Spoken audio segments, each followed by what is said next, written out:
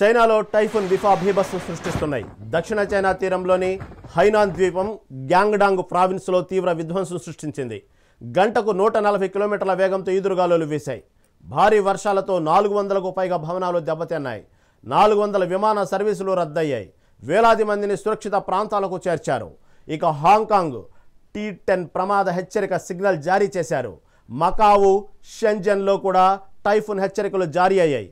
ఫిలిప్పీన్స్లో 3,70,000 మందిపై typhoon ప్రభావం పడింది. దాదాపు 43,000 మంది ఇళ్లు ఖాళీ చేశారు.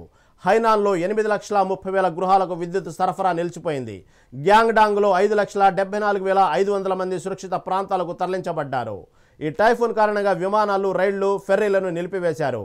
పాఠశాలలు, అన్ని రకాల వ్యాపారాలను మూసివేసి అత్యవసర పరిస్థితి ప్రకటించారు. చైనాలో తుఫాన్ బీభత్సం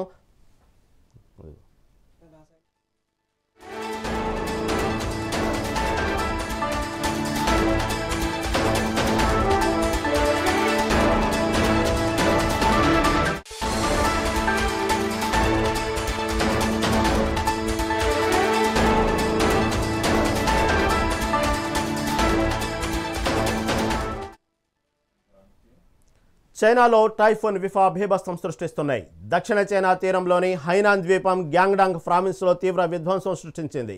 గంటకు 140 కిలోమీటర్ల వేగంతో ఈదురుగాలులు వేశాయి. భారీ వర్షాలతో 400కు పైగా భవనాలు దెబ్బతిన్నాయి. 400 విమాన సర్వీసులు రద్దయ్యాయి. వేలాది మందిని సురక్షిత ప్రాంతాలకు చేర్చారు.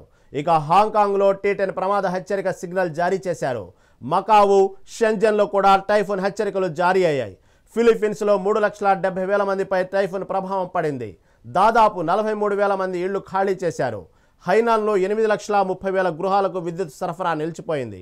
గ్యాంగ్డాంగ్లో 5,74,500 మంది సురక్షిత ప్రాంతాలకు తరలించబడ్డారు. ఈ టైఫూన్ కారణంగా విమానాలు, రైళ్లు, ఫెర్రీలను నిలిపివేశారు. పాఠశాలలు, అన్ని రకాల వ్యాపారాలను మూసివేసి అత్యవసర పరిస్థితి ప్రకటించారు.